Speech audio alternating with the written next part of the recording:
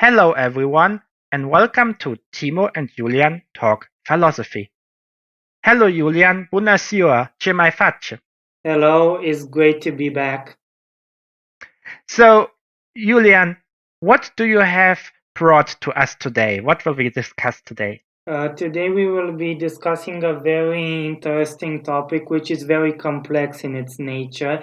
We will be talking about how higher education is viewed today in our modern society in through the lens of what we actually expect from higher education. And So which paradigms do we have today in this field? we basically have two main paradigms which are usually popular in certain circles. On one hand, we have a more traditional type of paradigm when it comes to higher education, which is basically based on the idea that we are going to universities in order to get enlightened. We are not going just for obtaining a diploma, and after we obtain our degree, we will go into the workforce and we will get a salary when we are hired and we have a job. The purpose of the university is that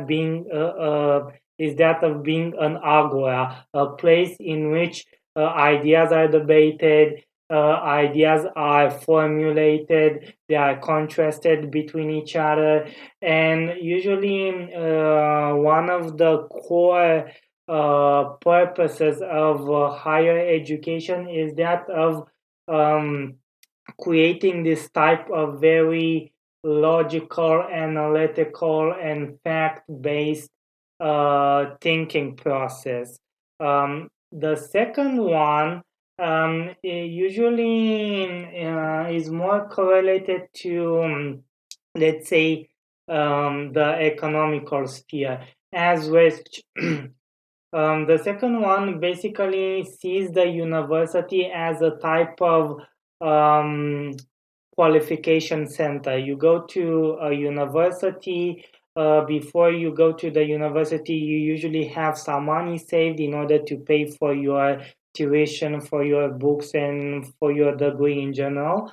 And you go into the university, you obtain your degree, and after you obtain your degree and you go and become productive in the work market, you basically will get a salary, and through that salary you'll basically have a type of return on investment. So education and going to university is much more seen through the lens of journey to get a professional qualification, and after that you'll get a return on investment.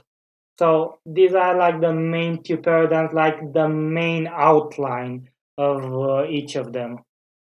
I guess this is something from modern capitalism, right? It's a result of the Industrial Revolution because originally university served for the purpose of enlightenment, I guess, right? So the second paradigm seems to be the later one or the newer one in times where things have to be applicable and where things have to where knowledge shall be used to get a diploma and where you can then go into a company and make money or get a better position because you have this skill, this application. So this is I guess the newer sense, right? Because originally people went to colleges, to academies, to universities primarily to gain some knowledge at times when education was not for everyone. So am I right Yeah, with this? exactly. The second paradigm, the one that is basically based in the idea that universities should primarily serve as, let's say, centers in which people are trained to become professionals in order to go into like the workforce. So how does this change come? Because the first paradigm was the leading paradigm for about a millennia. So it is something very new since the last 150 years. So how does it come that the second paradigm evolved this strongly today? I think there are like two factors. So on one hand, you pointed out very well capitalism when it comes to the second paradigm, and when it comes to the first paradigm, I think we can talk a lot about the way in which society basically changed when it comes to the social layout of society, and I will explain what I mean.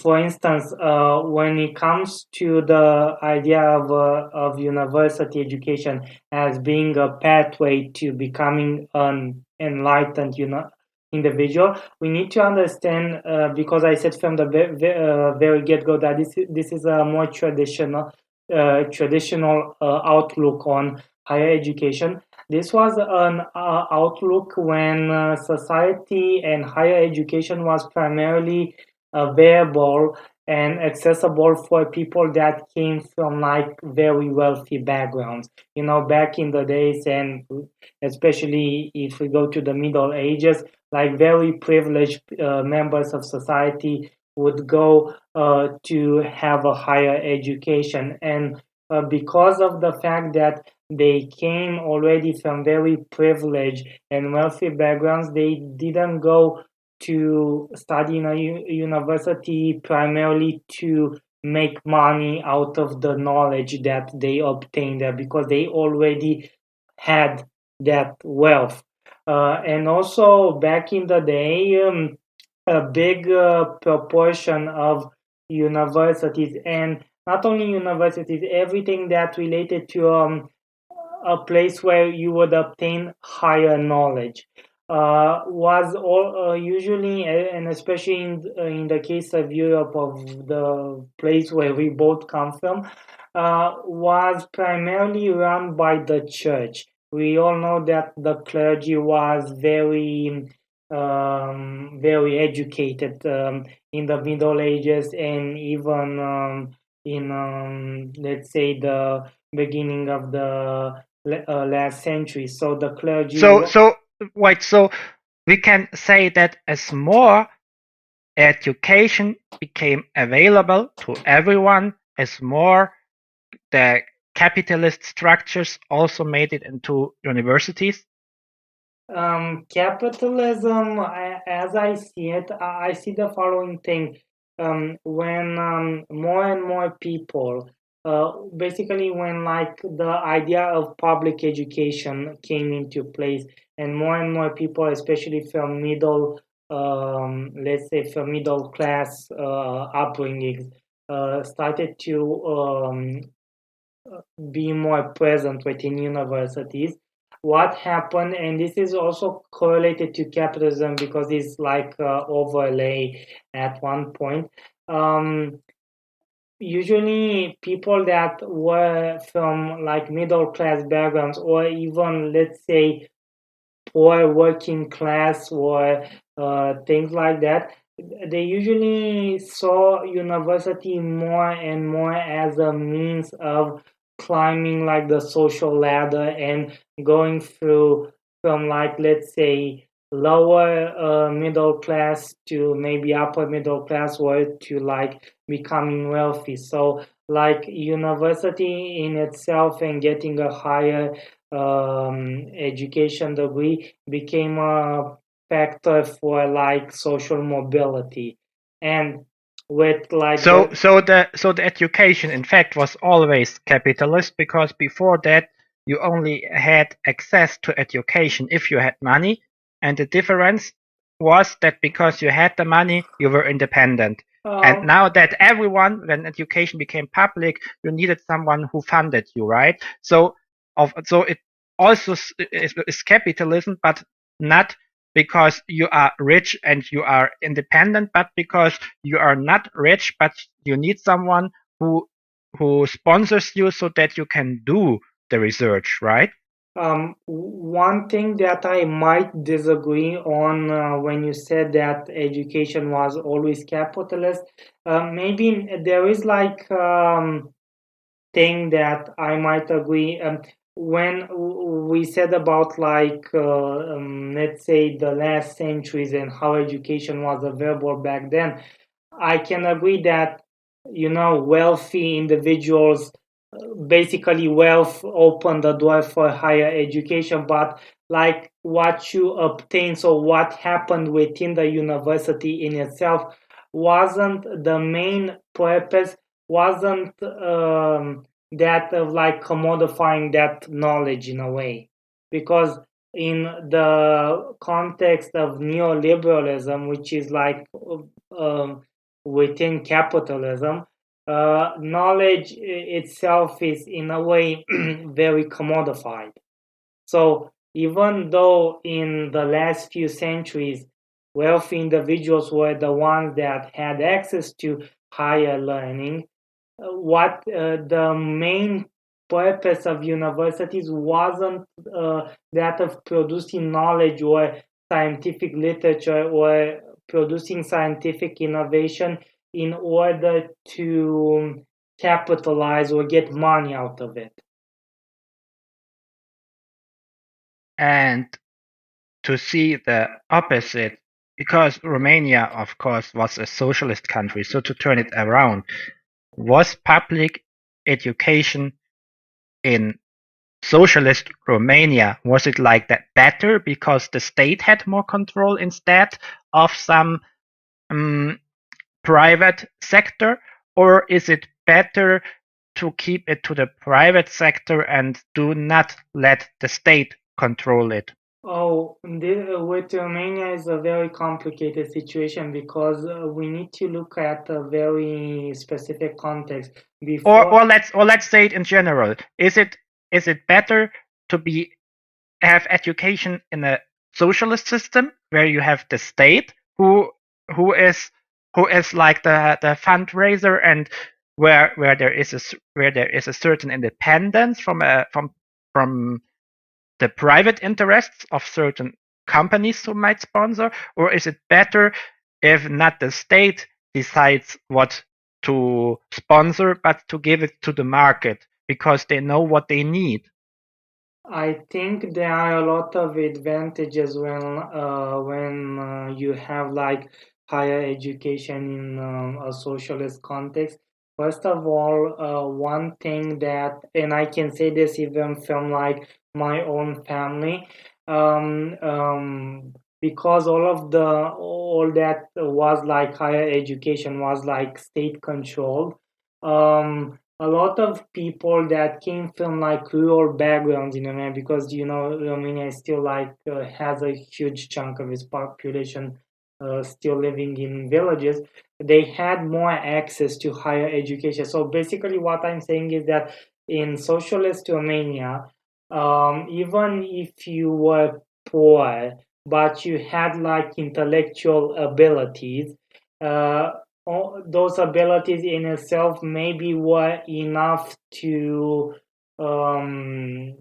make it possible for you to get to university, in the sense that getting into university you had to go through an exam, through an admission exam, and after that, when you already got into the program, you would receive like a room in a dormitory. You would have a cafeteria. And I don't want to like mislead. I don't know if like dormitories were like totally free back then, but if they were not, they were like very cheap, and the food was very cheap too. So a lot of people that in a context like how you have the US nowadays, they could not ever dream of like going to university, but they managed to do so in like socialist Romania. And the same thing was like for Central Asia too. You had like the first generation of women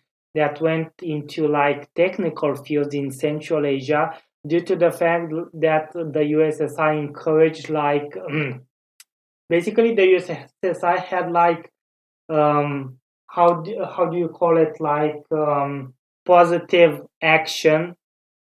Yes, Before it's called like positive action. it was like trendy. So why it's so because we have seen now the advantage and disadvantage of the two paradigms. Let me summarize to see what we have until now. So we have seen that on the one hand, let's use a certain term which was always used by communists, just for as work definition. We might change this during the discussion, but let's say education from the let's say a bit from the beginning to the 20th century was a kind of bourgeois, because you had to belong to a certain class to be able, or a certain rank to be able to get that education. Because even though, of course, a very good example where there was a lot of free reasoning, but where there were also certain limits, was of course ancient Greek. Because on the one hand, if you were a citizen, a male young citizen, of course you had the possibility to go to the agora and talk with the people about your ideas and exchange. But if you were, let's say, for example, a woman who had to do the household, you had no say. So of course there was a kind of, let's say, it was to a certain degree maybe it had capitalist structures, but they were not really capitalist interests like we know them today. Then, of course, as you said, in Europe, especially Central Europe, the church got more influence, and so of course the church interest went into science. So it was rather a bit church control. And then in the modern era, we have a special capitalization, where we have really the modern capitalism, in which there is not anymore an agora where you can discuss if you have a, let's say, if you are a free citizen, but where it is open to everyone, but where you also find the interests of the fundraisers, because before that people like the citizen had the money to be able to reason, and the wealthy class in the time of feudalism and aristocracy, they had a lot of money, so they could do science in their free time or spare time, and they did not had to do it to get a job. And today we see this on the one hand, and we saw on the other hand that socialism had the advantage that also women had an easier access to education, to higher education, and also rural people that had no chance before, when they were part of like peasants family or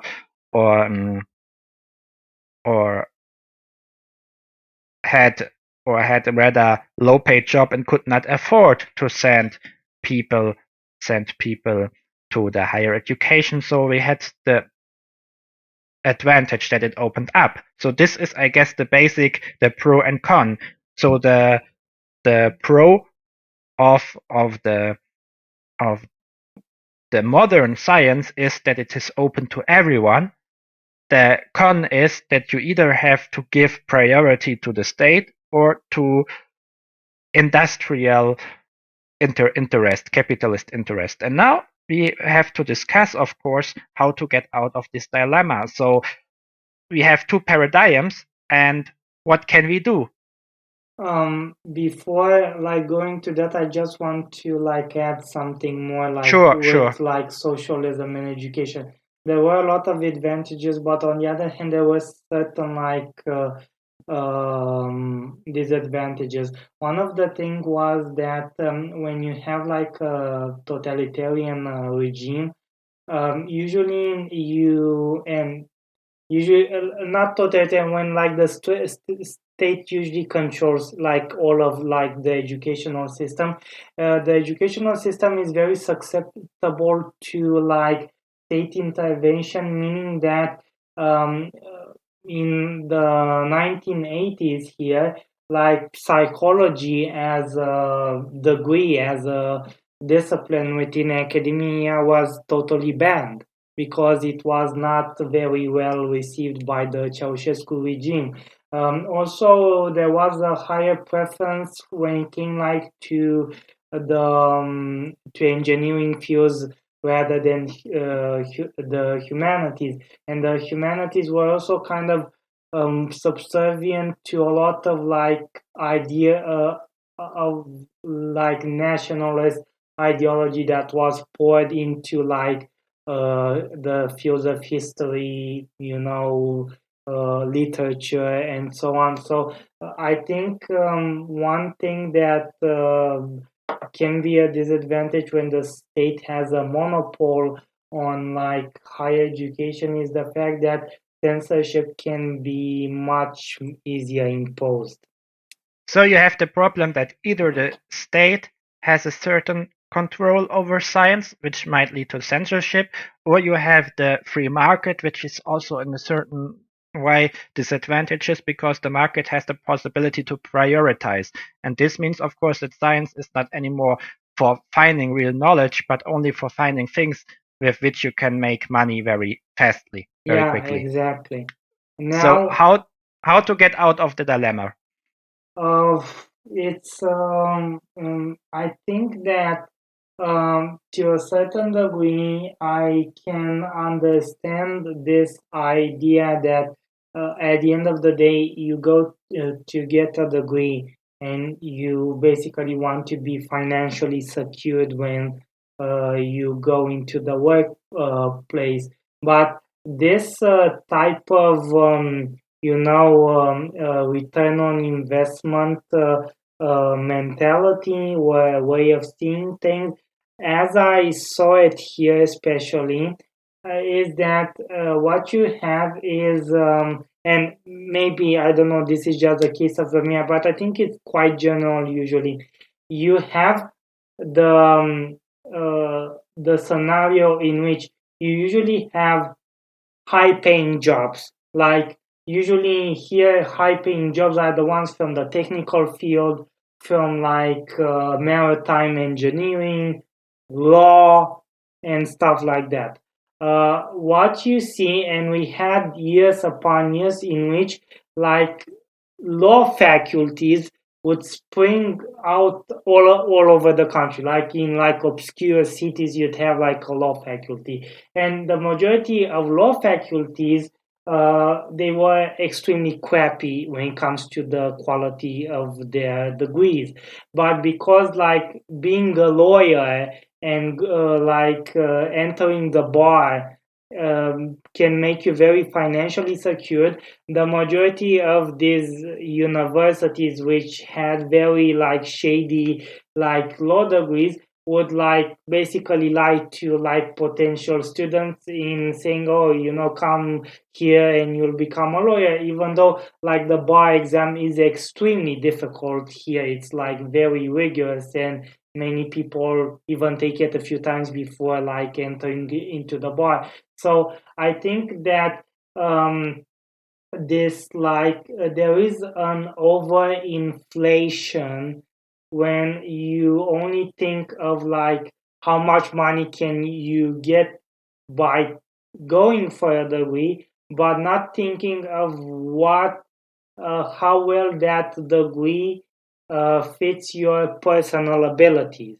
Because at the end of the day, how I see things, and I think this is very simplistic, is that if you don't have a certain type of intelligence that is required for a certain type of science, even if you cannot like go and start things from scratch. I mean, you have to have a certain type of predisposition for doing certain types of academic subjects.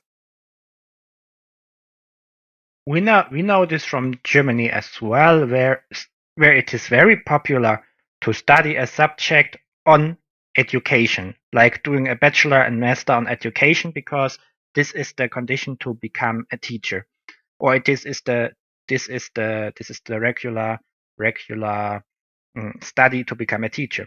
And there are many people who are studying it because they hope that if they become a teacher, they will have like a safe job, because our schools are publicly funded, so you have a lot of vacation, because when the students are in vacation, you are more or less in vacation as well. So you have more vacation than others, and they hope to get a safe job.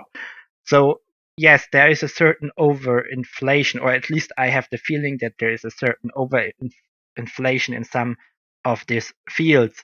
And maybe there are also sometimes certain misconception about sciences, because there are many people who are studying things like philosophy or Germanistics or on education, because they think okay, German is my native language, it won't be too difficult to study my native language, and they have the misconception of philosophy. They think oh, I always was a good student in ethics, in the ethics lessons.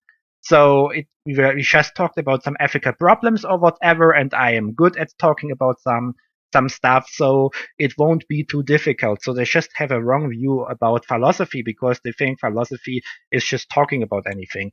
So they don't see that philosophy is so much more. And now let's go at it in general.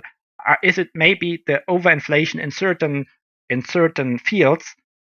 Is it because people have a misconception about what they are actually studying?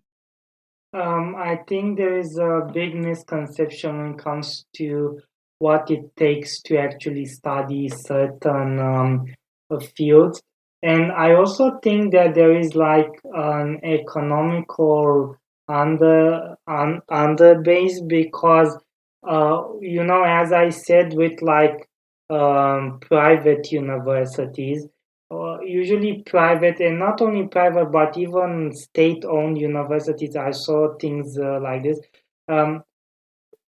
We have situations in which certain faculties usually don't have students anymore, like certain degrees are becoming less and less like popular, or ones are like very popular. And usually what universities do is like they involve themselves in predatory behavior, meaning that I saw advertisements, for come at our university and you will become so and so. Come to our university and we guarantee that we can make anybody a lawyer. This type of predatory behavior from the side of the universities, basically, I saw interactions between like professors and potential students in which they like oversimplify, and you just need to study as you studied in high school law, and it's not that difficult, even if certain degrees are very difficult in their nature. I mean, they require a lot of time and a lot of mental power in order to actually succeed academically. And what it happens is the following thing: because they have those predatory behaviors, when the students come to obtain their degree at that certain university, the professors tone down a lot of the hard stuff that is indigenous to that degree, like with I don't know, with in Romania, for example, everything that is like involves procedural law is quite difficult as a subject, and they kind of try to water it down. And they usually, students, when they finish university, they have a very unrealistic view of what that field actually is about. And when they go to, let's say, to get a job in that domain or go to enter the bar, they kind of see that things are much more complex and difficult as they were presented in university. It's not that you will learn everything in university, but they don't even learn the most basic things in universities that are required in order to like actually be employed in certain fields. So there's a lot of like predatory behavior from the side of many universities.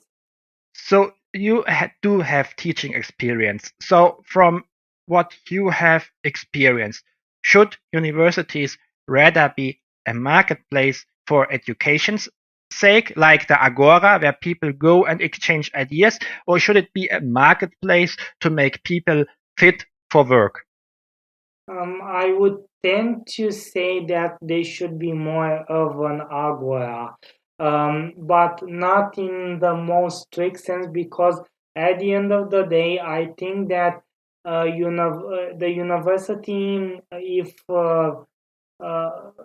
I saw many, I had many conversations in which, I talked about, universities should research what they think it is more important, because they have, the right, they know better, basically. And but on the other hand, this type of mentality in it's more toxic, I don't know, Why is it interpretation. toxic? It can be toxic at one level if it is misinterpreted, when like universities become totally detached from society.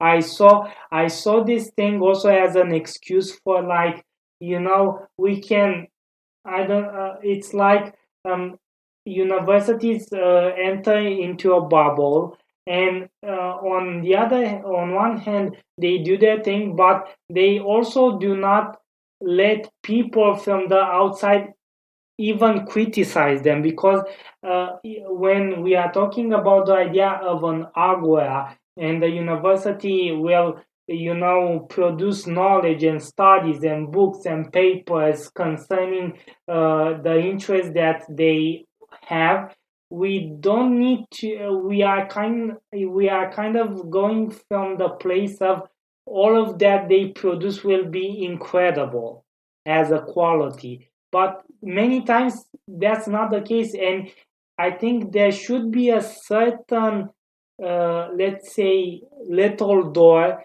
that is left open for the society and for the civil, for the public in general, to see what happens within the university, because otherwise the university will become like a cult. And which role should capitalism and market interests play in the future in a good higher educational system?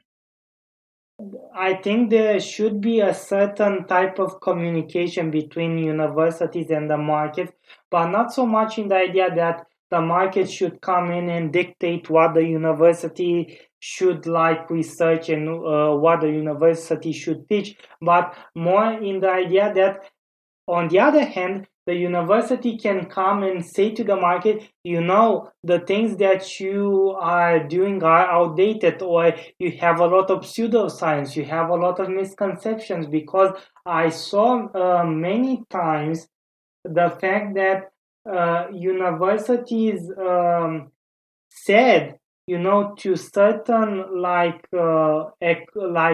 companies, that the way in which they do their studies and they do their product research is totally outdated. So the university, you can have a reverse relationship in which the university comes and kind of tries to re-put the market on a healthy path towards development. So let me summarize what we talked about today, and to see whether we already grasped everything or whether we forgot something. So we found out that there are two paradigms, which are, one is the university or the higher educational institution, serving as a means for enlightenment, for education, so to say, for science's sake, not for anyone else's interests. And there is the second paradigm, in which we find the interests of the market, because in the last 150 years, due to the Industrial Revolution, it seemingly changed that, on the one hand, there is an equal possibility, or a more equalized possibility, for people to study.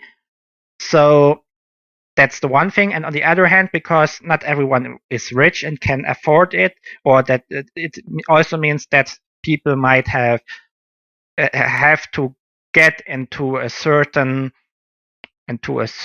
they have to put away their financial, because they do not have actually a financial independence. They are dependent on the market, for example, through a sponsorship, etc. So that's the one thing, because before education was accessible to everyone, the most of the people who were doing science actually could afford it on their own. They were just doing it as a hobby or as a free time, and many people, they were not doing it like today to get a diploma and then to get a workplace based on their diploma generally, or it was not that usual.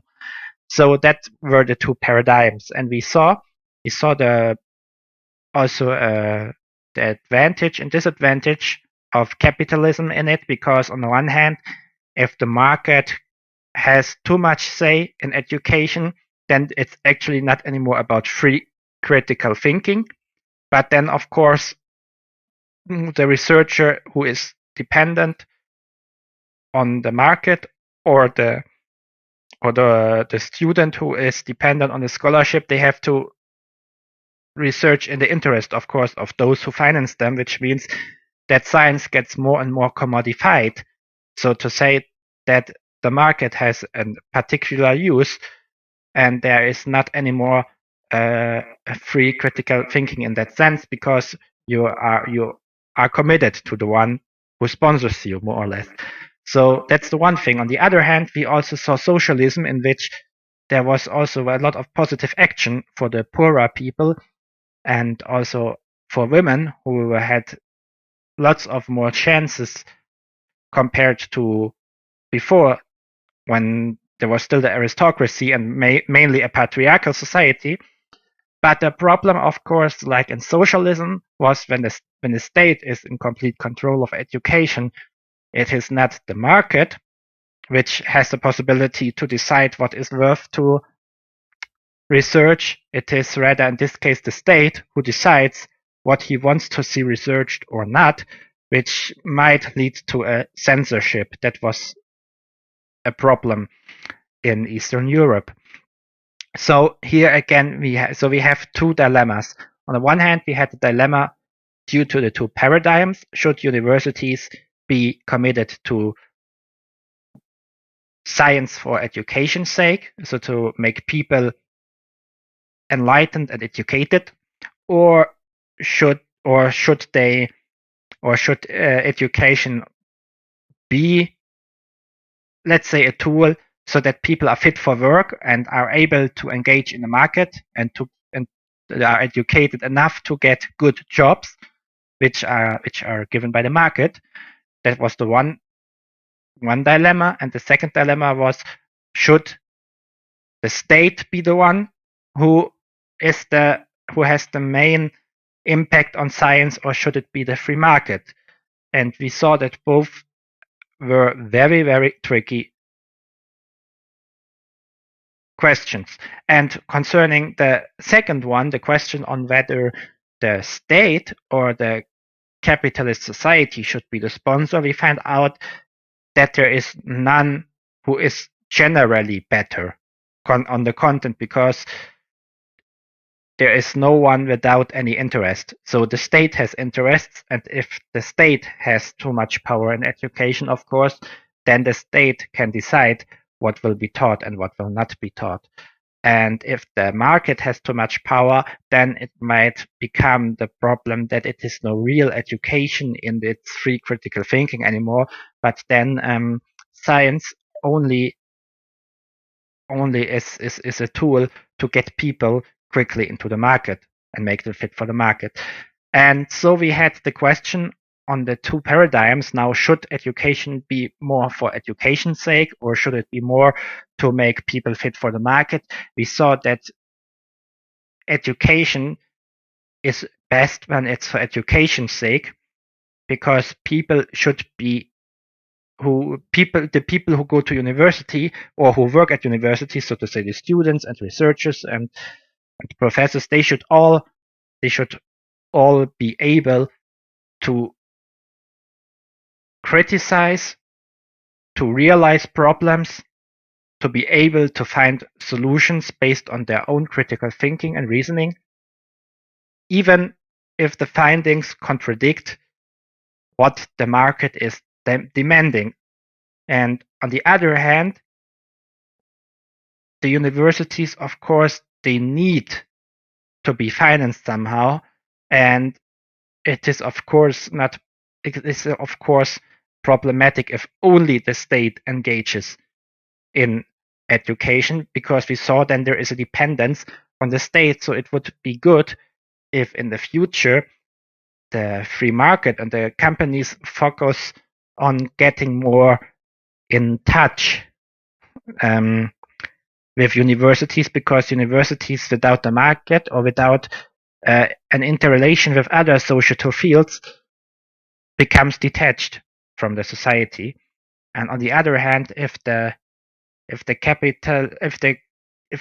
capitalist system within the university structure becomes, on the one hand, more passive, but on the other hand, more encouraging, which means that they encourage the scientists to find out whatever they want, but also that the scientists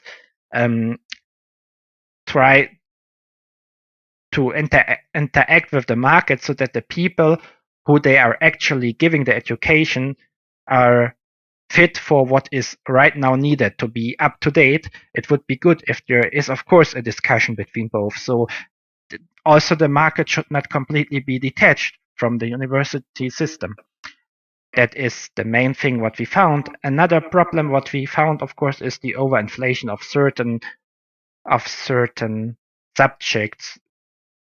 This is due to misconceptions about the subject itself.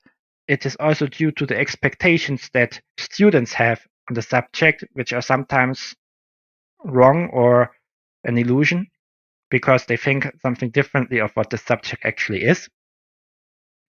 And sometimes it happens that because students today are different than in the past, and it seems like in some countries the education system or the lower education is demanding less, then there are more people who are going to university. And if there's a subject which has not as many students, so where you can select between the good students and the bad students, but where you have lesser students, it might happen that you start watering the subject a bit, so to say, lessen the demands, so that the students have a possibility, so that there's a future for the subject. And of course, this is also something which we have to see a bit critical, because it is dangerous if the people who go to university, they have a degree, but they are actually